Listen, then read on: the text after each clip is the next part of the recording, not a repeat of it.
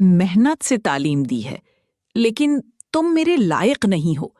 तुम एक बेवकूफ पढ़े लिखे आदमी हो और तुम्हारी वजह से मुझे बड़ों के सामने रुसवाई का सामना करना पड़ता है। काव्या, मैंने मुआशरे से लड़ा, तानी सहे और तुम्हें तालीम दी और मेहनत से तुम्हें यहां लाया। और क्या कह रहे हो? ये मेरी मजबूरी थी? क्या तुम समझते हो? और मैं आपको वो पैसे दूंगा जो आपने लगाए हैं। क्या तुम समझते हो? और तुम इस बेटी को रख लो, मैं दूसरी बार एक पढ़े लिखे अफसर से शादी कर रही हूं। ये कहानी ऐसे वक्त की है जब काव्या के हाथ अभी तक मेहंदी से सजे हुए थे, लेकिन इन हाथों की लकीरों पर सिर्फ गुर्बत का सियाह साया था। काव्या अपने गांव की सबसे ज़हीन लड़की थी। अपनी स्कूल की किताबों की सफ़ात पलटते हुए वो अक्सर आसमान पर उड़ते हवाई जहाज़ों को देखती और कहती, एक दिन मैं भी आपकी तरह ऊंची उड़ान भरूंगी। लेकिन किस्मत के दूसरे मंसूबे थे। काव्या के वालिद एक बूढ़ी किसान थी, जिनका खेत साहूकार के कर्ज में डूब गया था। खानदान ने अपनी जिंदगी गुजारने के लिए जद्दोजहद की। एक दोपहर जब काव्या अपने कॉलेज का फॉर्म भरने पर इसरार कर रही थी, उसके वालिद ने रोते हुए उसके पांव पकड़ लिए। फिर हम सब भूखे मर जाएंगे बेटी, मुझे माफ कर दो। मेरे पास तुम्हें खाना खिलाने के पैसे नहीं हैं। मैं आपको कहाँ से तालीम दिलाऊंगा? अगर तुमने ये घर नहीं छोड़ा तो हम सब भूखे मर जाएंगे। मैंने आदित्य को देखा है। लड़का नाख्वानदा है। वो एक मजदूर के तौर पर काम करता है, लेकिन उसके पास सोने का दिल है। वो तुम्हें खुश रखेगा। उस दिन काव्या का ख्वाब चकनाचूर हो गया। उसने अपनी किताबें एक पुरानी थैली में पैक की और भारी दिल के साथ एक मजदूर की बीवी बनकर उस बस्ती में चली गई जहां आदित्य रहता था। उनकी शादी के इब्तिदाई अय्याम गुर्बत और तंगदस्ती में गुजरे। आदित्य सुबह से रात तक गरजती हुई लोही की भट्टी के सामने खड़ा रहा।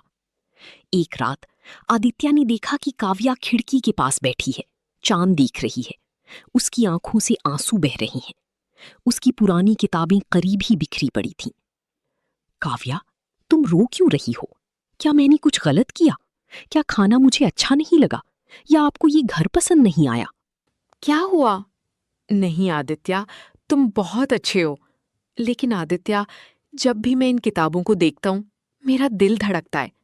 गुर्बत ने मेरा कलम छीन लिया तो किचन का ये काम मेरी जिंदगी है। नहीं काव्या, तुम्हारा कलम नहीं छीना जाएगा। अगर तुम्हारा बाप बेबस था तो मैं नहीं हूं। आप कल से अपनी पढ़ाई दोबारा शुरू करेंगे। तो क्या हुआ अगर मैं नाख्वानदा हूं? मेरी बीवी साहिबा बनेगी। क्या कह रहे हो? मकान का किराया, राशन और अब मेरी फीस। आप अकेली ये सब कैसे संभालेंगे? क्या आप इस हाथ को देख रहे हैं? वो पत्थर तोड़ना जानता है, इसलिए वो जानता है कि अपनी बीवी का मुस्तकबिल कैसे बनाना है। आपकी आंखों में अफसर बनने का ख्वाब है, उसे पूरा करना मेरी जिम्मेदारी है। अगले 2 साल आदित्य के लिए जहन्नम से कम नहीं होंगे। वो नहीं थे, उसने अपनी नींद बेच दी। ओ आदित्य, आज फिर खाना नहीं लाया या फिर पैसे बचा रहा है? ये सफर आसान नहीं था भाई, लेकिन अब हर कदम उसे उसके ख्वाब के करीब ले जा रहा था। आदित्य, तुम इस हालत में क्या हो? आपके हाथ से खून बह रहा है और आप मुस्कुरा रही हैं। ओह, ये कुछ नहीं है काव्या। आज फैक्ट्री में ओवरटाइम था तो लोहे के चंद पाइप फंस गए।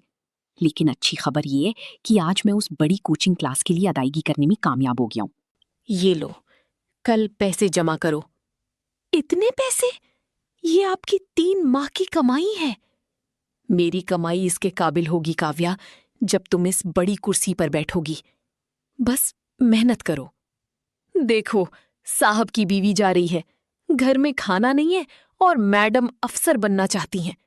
गरीब आदित्य, वो कोलू के खेत में बैल की तरह काम कर रहा है और ये मैडम शहर की हवा में सांस ले रही हैं। ओ भूल जाओ आंटी, ये आदित्य पागल है। अपनी बीवी को जितना हो सके तालीम दे। कल को वो बड़ी अफसर बन गई तो वो आदित्य को मारने वाली पहली होगी। क्यों आदित्य, सुनाए तुम्हारी बीवी कलेक्टर बनने वाली है? फिर आप अपनी फटी हुई बनियान उतारकर सूट और जूते पहनेंगे, वरना वो आपको अपने ऑर्डरली के तौर पर रख लेगी। भाई, अगर मेरी बीवी तालीम याफ्ता हो जाए तो मेरा पूरा खानदान मशहूर हो जाएगा। तुम लोग अपनी फिक्र करो, मुझे अकेला छोड़ दो। आदित्य, क्या तुम पागल हो? तुमने आज फिर दोपहर का खाना नहीं खाया? तुमने अभी चाय पी। क्यों आप अपना वक्त क्यों जाया कर रही हैं? ओ आदित्य, क्या तुम आज फिर से पानी बना रहे हो? दोस्त कुछ खा लो। ओह भूल जाओ, वो अपने लिए बचत नहीं कर रहा है, मैडम का वो किताबों के लिए बचत कर रहा है। मदन भाई, आज मुझे भूख नहीं थी, मैं सिर्फ भरा हुआ महसूस करता हूँ। ये मदन झूठ बोल रहा है, वो अपने लिए पैसे नहीं बचा रहा, वो अपनी बीवी की किताबों के लिए पैसे बचा रहा है ताकि उसकी बीवी वो गैर मुल्की किताबें खरीद सके। मैंने बहुत अच्छी कहानियां सुनी हैं, बुलंदियों पर पहुंचकर लोगों की गर्दनें अकड़ जाती हैं। करीम भाई, मेरी काव्या ऐसी नहीं है। उसने मेरी जद्दोजहद को करीब से देखा है। जब मैं रात को घर आता हूं और वो मेरे थके हुए हाथ निचोड़ती है और वो मुझे निचोड़ती है, तो मेरी सारी थकावट दूर हो जाती है। वो जानती है कि उसकी हर किताब की कीमत मेरे जिस्म का पसीना है। इसके बाद के 2 सालों में उनकी एक छोटी बेटी नव्या पैदा हुई। अब जद्दोजहद दुगनी हो चुकी थी। एक तरफ छोटी बच्ची की देखभाल, उसकी दवाएं, और दूसरी तरफ काव्या की महंगी कोचिंग किताबें थीं। एक दोपहर जब काव्या पढ़ रही थी और नव्या रो रही थी, काव्या ने मायूसी में किताब फेंक दी। मैं ये सब नहीं संभाल सकता। एक तरफ ये बच्चा रोता रहता है, दूसरी तरफ घर में ये गुर्बत है। पुरसुकून हो जाओ काव्या, तुम पढ़ो, मैं नव्या को बाहर ले जाऊंगा जब आप अपना बाब खत्म करते हैं। आदित्य, मैं मुंतखब हो गया। सुना है मेरी जान, तुम्हारी माँ अफसर बनने वाली है। आदित्य, मुझे ट्रेनिंग के लिए अब शहर जाना है। तुम अपनी बेटी और अपना ख्याल रखना। यहाँ काव्या, ये लो कुछ पैसे, और ये तुम्हारी माँ के कंगन हैं जो मैंने गिरवी रखे हुए हैं। आदित्य, मैं जा रहा हूँ, लेकिन वहाँ बहुत सारे अहम लोग होंगे, इसलिए मैं आपको अक्सर कॉल नहीं कर सकूंगा। तुम नाविया का ख्याल रख सकती हो ना? फिक्र ना करो, मैं नाविया को अपने दिल के करीब रखूंगा। बस अपना नाम रोशन करें। नीता की आंखों में अब भी उम्मीद थी। माँ, काव्या, हेलो। नाविया को तेज बुखार है, वो तुम्हें याद कर रही है। एक बार उससे बात करो, शायद आपकी आवाज उसे पुरसकून कर देगी। अम्मी, अम्मी। आदित्य, मैंने तुम्हें कितनी बार कहा है कि मुझे अभी फोन मत करना। मैं अपनी बैच के साथियों के साथ एक बहुत अहम डिनर पर हूँ। अगर आपको बुखार है तो बराही करम डॉक्टर से मिले। मुझे तंग करने का क्या फायदा? मैं डॉक्टर नहीं बन रहा हूँ, मैं अफसर बन रहा हूँ। और अम्मी, पापा, अम्मी कब आएंगे? वो आ रही होगी बेटा। काव्या, माँ, माँ, माँ। काव्या, ये कौन है जो तुम्हें इतनी जोर से पुकार रहा है? काव्या, तुम किसी दूर की रिश्तेदार नहीं हो, वो सिर्फ मेरे गांव का आदमी है। वो शायद यहाँ मेरी चीजें लेने आया है। काव्या को शहर की पोश इलाके में एक सरकारी बंगला मिला था। सफेद दीवारें, मखमली कालीन और नौकरों की फौज। जब आदित्य पहली बार बंगले की दहलीज पर पहुंचा तो उसने अपने जूते उतार दिए। आदित्य, ये क्या ड्रामा है? अपने जूते रखो और अंदर आओ। तुम अब किसी झोपड़ी में नहीं रह रहे हो। और सुनो, कल से तुम इस भेस में मेरे घर के सामने नहीं दिखोगे। काव्या, तुम क्या कह रही हो? अगर ये घर तुम्हारा है तो मेरा भी है, और मेरी शक्ल ये है कि मैं मजदूरी करके सीधा आया हूं। यही मसला है, मजदूरी। अब मैं इस जिले में एक सीनियर अफसर हूं। बड़े बड़े लीडर और अख्तिदार यहां आएंगे। अगर वो तुम्हें इस हाल में देखेंगे तो मेरी क्या इज्जत रह जाएगी? लोग कहेंगे कि मैडम का शौहर गंदा मजदूर है। काव्या, इन्हीं गंदे हाथों ने तुम्हारी महंगी कोचिंग फीस अदा की। आपको उस वक्त इन हाथों की खुशबू पर कोई एतराज नहीं था। वक्त बदल गया है आदित्य। तब मैं बीबस था, आज मेरी हैसियत है। अगर आप यहाँ रहना चाहते हैं तो आपको पोशीदा रहना पड़ेगा। आज रात घर पर पार्टी है, बड़े लोग आएंगे। तुम ये कमरा नहीं छोड़ोगे, समझी? तुम नाख्वानदा हो आदित्य, आप लोगों के दरमियान रहना नहीं जानते। प्रमोशन की खुशी में एक शानदार डिनर पार्टी का इनेकाद किया गया। शहर के तमाम वीआईपीज मौजूद थे। काव्या ने आदित्य को सख्ती से हिदायत की थी कि वो अपने कमरे से बाहर ना निकले, लेकिन नूया ने इसरार किया कि वो अपनी माँ के साथ खाएगी। जैसे ही आदित्य उसे हॉल में ले गया, खामोशी छा गई। आदित्य ने सादा कुर्ता पहन रखा था। काव्या हंस रही थी और एक अमीर ताजिर और वजीर से बातें कर रही थी। मैडम, मैंने आपके बारे में बहुत सुना है, लेकिन मैं आपके घर वालों से नहीं मिला। आपके शौहर क्या करते हैं? सर, मेरे शौहर दरअसल बैरूनी मुल्क रहते हैं। वो अपने बड़े कारोबार का इंतजाम करता है। हाँ, वो सिर्फ घरेलू मुलाजिम रखता है। काव्या, झूठ पर बनी इमारत बहुत तेजी से गिर जाती है। इस शरीफ आदमी से कहो कि तुम्हारा शौहर बैरूनी मुल्क नहीं है, लेकिन वो इस शहर में लोहे के कारखाने में मेहनत मजदूरी कर रहा है। तुम चुप रहो। तुम्हारी हिम्मत कैसे हुई मुझे रोकने की? तुम्हारी हैसियत क्या है? एक नाख्वानदा जाहिल मजदूर। तुमने मुझे तालीम देकर क्या एहसान किया? तुमने मुझे पैसा दिया, ठीक है, अपने पैसे ले लो और यहां से चले जाओ। मेरे बराबर होने का ख्वाब भी मत देखना। मैं जा रही हूं।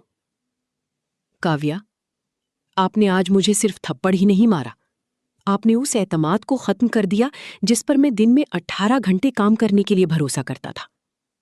जाओ, और याद रखो, तुम मेरे शौहर बनने के लायक नहीं हो। तुम्हारा और मेरा कोई मवाजना नहीं है। क्या तुम समझते हो? आप जैसे लोग आज मैं जहां हूं वहां पहुंचने का ख्वाब भी नहीं देख सकते। मैं आसमान हूं और तुम जमीन पर सिर्फ खाक हो। और अपनी इस बेटी को अपने साथ ले जाओ। मुझे तुम्हारी जरूरत नहीं है। तुम आज लंबे खड़े हो काव्या, लेकिन याद रखें, ऊंचाई जितनी ज्यादा होगी, गिरने का धचका उतना ही गहरा होगा। तुमने मुझे अनपढ़, अहमक कहा, और आज तुमने मुझे उसी घर से निकाल दिया जिसके लिए मैंने अपनी सारी जिंदगी वक्फ कर दी थी। लेकिन वक्त का पहिया घूमेगा काव्या, ये यकीनी तौर पर बदल जाएगा। 2 साल बाद किस्मत ने दोबारा हमला किया। वक्त गुजर चुका है। काव्या अपनी अना से अंधी हो चुकी थी। वो करप्शन में मुलव्विस होने लगी। वो समझती थी कि वो कानून से बालातर है। लेकिन एक सुबह विजिलेंस टीम ने उसके बंगले पर छापा मारा। करोड़ों रुपए के गबन का मामला सामने आ गया। जो दोस्त कल तक उसके साथ शराब पीते थे, उन्हें 3 साल के लिए जेल भेज दिया गया। रो मत मेरे बच्चे। तुम्हारी माँ ने मुझे बताया कि मैं मिट्टी के सिवा कुछ नहीं हूं। अब मैं आपको आसमान बनाऊंगा, जहां तक पहुंचने के लिए हर किसी को गर्दन फैलानी पड़ती है। तुम पढ़ोगे और तुम्हारे वालिद अब सिर्फ बोरियां नहीं उठाएंगे, बल्कि अपनी सल्तनत बनाएंगे। आदित्य, तुम पागल हो गए हो? आपको रात को नींद नहीं आती? लोहे के इन टुकड़ों और पुरानी मशीनों का क्या करोगे? गहरे भाई, लोहा गर्म होने पर ही हथियार बनता है। मुझे बस एक मौका चाहिए। इस दौरान नूया बड़ी हो रही थी। आदित्य ने उसे जाती तौर पर पढ़ाया और उसे शहर की बेहतरीन स्कूल में दाखिल कराया। ये नजर बन गई और वो भट्टी सारी रात अंदर जलती रही। हथौड़ा पसीने में शराबोर था। तकदीर बदल गई। एक वजूद मट्टी से उगा। तुमने कहा मैं खाक हूं। देखो, आज मैं आसमान हूं। मैं चट्टान बन गया हूं तेरी नफरत की आग से। ये है मेहनत का रंग, लोहे को पिघलाकर सोना। और दुनिया को देखने का तरीका है। अब मेरे कंधों पर कोई बोझ नहीं, कोई मजबूरी नहीं। मैंने जो कुछ भी मेहनत से बनाया है, वो सब मेरा है। बापू, आप इतने बड़े बॉस बन गए हैं, आपके पास इतनी कारें हैं, लेकिन फिर भी आप इस पुरानी कॉलोनी के स्कूल को चंदा देने क्यों जाते हैं? वो, हाँ, क्योंकि मेरी जड़ें वही हैं बेटा। और याद रखें, जो अपनी जड़ें भूल जाते हैं, उन्हें काया बनने में देर नहीं लगती। आदित्य, तुमने ये सब कैसे बर्दाश्त किया? मैंने इस काम पर सिर्फ चंद दिन काम किया और मेरी रूह कांप गई। तुमने बरसों अपना खून जलाया ताकि मैं सुकून से सो सकूं। मैं कितना अंधा था। भाई, मुझे कोई काम मिल सकता है? मैं तालीम याफ्ता हूं। मैं अकाउंट्स रख सकता हूं। अरे, क्या ये वही करप्ट अफसर नहीं जिसकी तस्वीर अखबार में शाया हुई थी? चलो यहां से। मैं तुम जैसी दागदार औरत को काम देकर अपनी सालमियत को दागदार नहीं करूंगा। औरत, पीछे हटो, बड़े बॉस की गाड़ी आने वाली है। चलो यहां से। भाई, मुझे थोड़ी देर खड़ा रहने दो। मुझे बहुत भूख लगी है। अगर आपको कोई काम करना है तो मुझे बताएं। मैं झाड़ू और झाड़ू भी करूंगा। इंतजार करो, ये औरत कौन है? आदित्य, आदित्य तुम, आदित्य मुझे मार दो, मुझे बाहर निकाल दो, जैसा कि मैंने तुम्हारे साथ किया था। ये वही है जिसका मैं मुस्तहिक हूं। आज मुझे एहसास हुआ कि मैं तुम नहीं, जमीन की खाक हूं। तुमने अपने पसीने से ये सल्तनत बनाई और मैंने गरूर से अपने महल को तबाह कर दिया। काव्या, मैंने तुम्हें उसी रात माफ कर दिया था जिस रात मैं घर से निकला। अगर आज की कहानी पसंद आई हो तो हमारे चैनल मॉरल कंटेंट को सब्सक्राइब, लाइक और शेयर करना नहीं भूलिए। मिलते हैं अपनी नई वीडियो में। अल्लाह हाफिज।